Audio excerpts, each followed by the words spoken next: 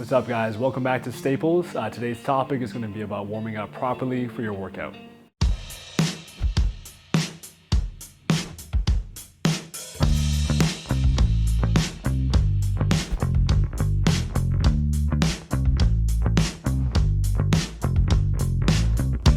So the past few years, there's been a huge trend of foam rollers and lacrosse balls coming into the mix.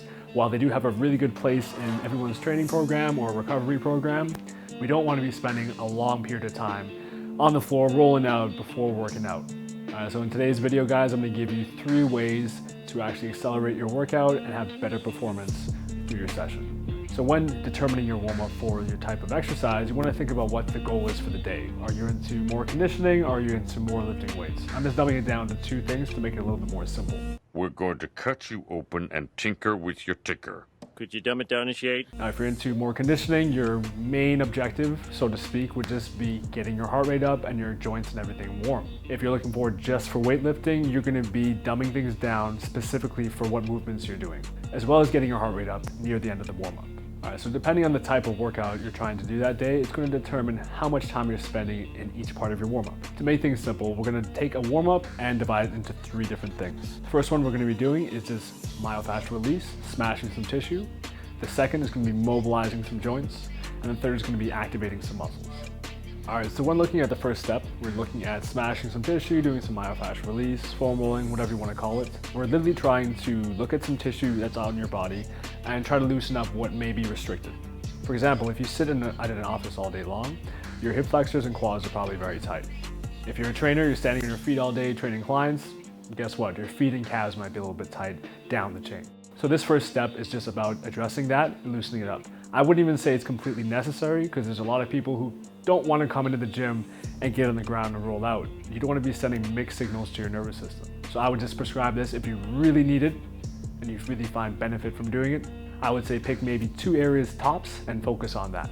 So last tip about this step, put it in your warm-up if you do find some relief from it. Just don't have a full-out body massage before each session. Where the hell we at now?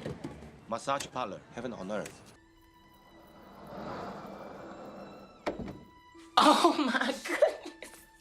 Alright, so the second step is mobilize.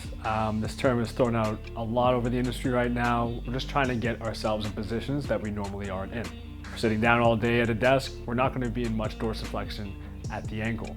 If we're doing a lower body day or a full body day where we're doing squats, we're doing deadlifts, we're doing lunges, we want to get in that before we start our first set, obviously. So this is where a lot of the banded mobilizations you see on the internet became very popular. They're a very efficient method to getting at mobilizing joints. They're not completely necessary, but they do help a lot. So some of my personal favorites would be a banded ankle mobilization. Very simple to rig up if you have a band. Even if you don't have a band, you can use a weight and just get that joint into dorsiflexion and get used to being there. Moving up the chain, let's look at the hips. A good way of looking at mobilizing it is getting some rotation, both external and internal. Again, we don't want too much of either, we just want a healthy balance of both.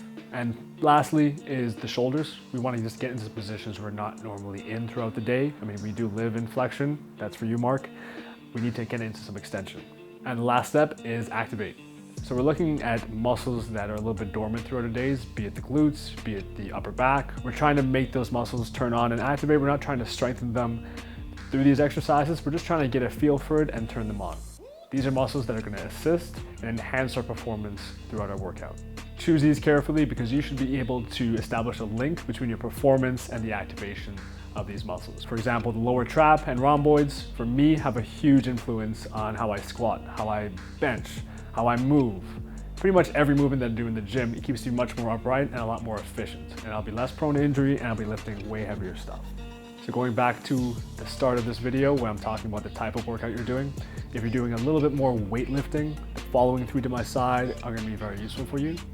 If you're going to be doing more of a conditioning workout, I would still do the following 3, but I wouldn't spend very much time with step number 1.